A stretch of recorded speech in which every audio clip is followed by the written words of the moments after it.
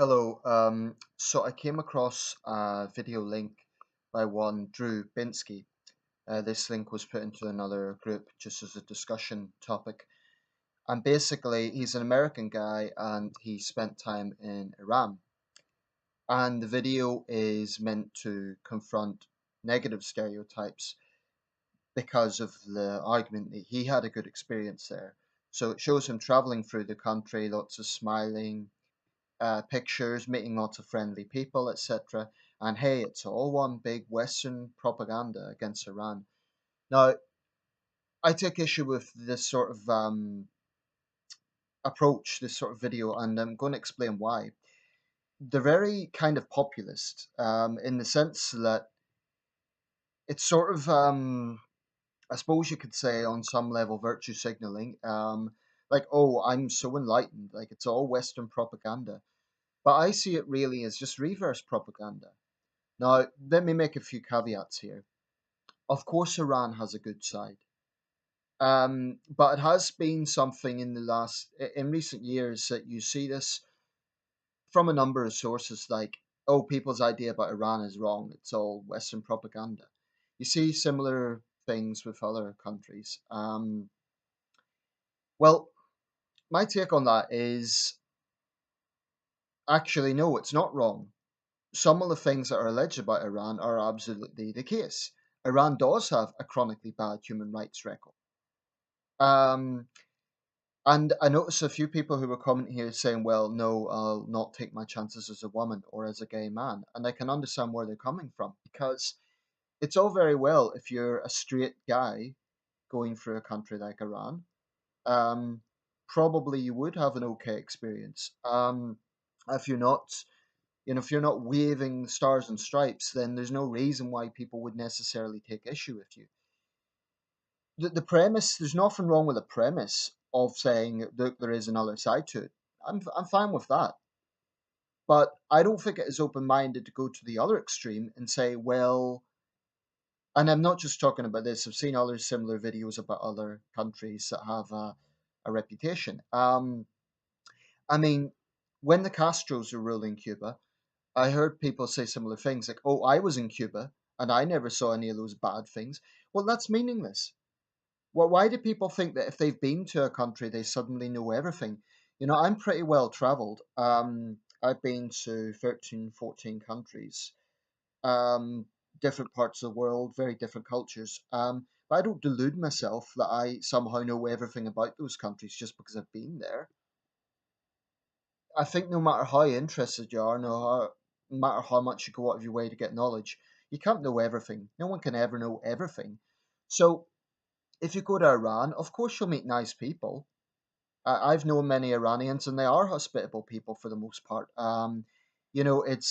It's a country that has some beautiful landscapes, beautiful architecture, very rich history, and I think genuinely hospitable people. It's got a vibrant youth. There are a lot of good things to be said about Iran, but let's not lie, okay? Iran does have a chronically bad human rights record.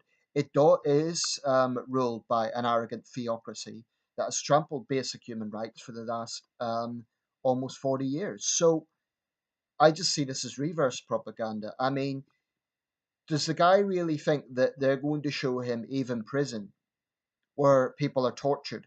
Does he think they're going to show him homosexuals who are hanged and then it's covered up as, oh, well, they were drug dealers? Um, that's what bugs me about that sort of virtue signaling thing. And I'm not saying it's just this one. You see others. Oh, I didn't see it, therefore it mustn't happen. That's nonsense. I could go to North Korea and meet lots of smiling people. It doesn't mean that I'm going to see labor camps, right? So just because you've been to a country and had a good experience doesn't mean that you know everything. It doesn't mean that you can claim, oh, it's all propaganda. Um, of course, if a country is being vilified and it's only negative perceptions, then it's fair enough to, counter some of those and say, well, yes, there is a good side as well. That's fine. I get that. And I understand if you are Iranian, you would want to defend your country's image. I understand that. But, if you say that Iran doesn't have a chronically bad human rights record, you're lying. Simple as that.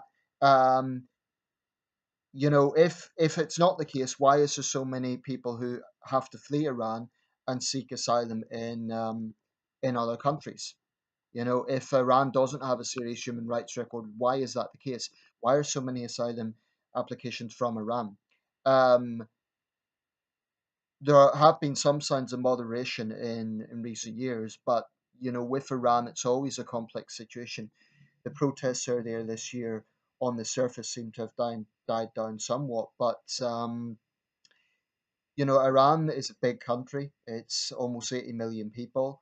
Like I said, there's very vibrant youth dynamic. And one of the great tragedies about Iran is its young people are vibrant, they are educated, they're intelligent, they're dynamic, and it's like a wasted generation because this arrogant theocracy, this theocratic dictatorship, is keeping down their potential.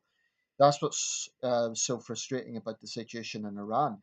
Um, I'll just say a quick word about, since we are talking about Iran, about the sanctions issue. We'll have to be very careful on the issue of sanctions. Sometimes they're intended to punish a government, but in the case of Iran, they're actually hurting the ordinary people. And it is creating problems like aviation, for example. Planes cannot get the components because, Iran is on blacklist or whatever is the right term, they cannot get the components for aviation parts. That's why Iran has so many aviation accidents, and they are avoidable. So that's one of the major problems of sanctions. Sometimes it can hurt the regular people hardest rather than the regime that it's meant to be targeting. I think in the case of Iran, it would be better to, where there is human rights issues, I'm not necessarily talking about the nuclear deal, but on human rights issues, it's better to target top level diplomats rather than sanctions, which only hit ordinary people, and it creates a polarizing situation because they hate the government, but they're not exactly going to thank Western countries for imposing sanctions that hurt them. So there's a lot of dynamics to that. But just to conclude, it does irritate me, I admit, when people think that they know everything just because they've been somewhere. Now, I'm not saying this guy didn't have good intentions with his video, and I'm not denying his experience. What I am saying is just because you've had a good experience doesn't mean that you know the whole picture. You didn't see Iv in prison. You didn't see the way that homosexual men are treated in that country. So, you're trying to send out this message that, oh, well, it's all just Western propaganda. Iran's wonderful. Well, there's a wonderful side to it, but there's also a very negative side. And that isn't propaganda. That is a fact. That is a plain fact. Iran has a serious human rights problem. And so do other countries that, similar videos, people try to defend Castro's Cuba. Oh, I went there and had a wonderful experience. Yeah, but you didn't see the prisons where dissidents were kept. So it does bug me. Um, every country has its good and bad, that's obvious. But a positive generalization is just as misleading as a negative generalization or a negative, um, obviously it's ignorant to vilify any country as all bad. But I think it's equally ignorant to say, oh, it's all good. Because all that is doing is enabling the regime. Let me know your thoughts.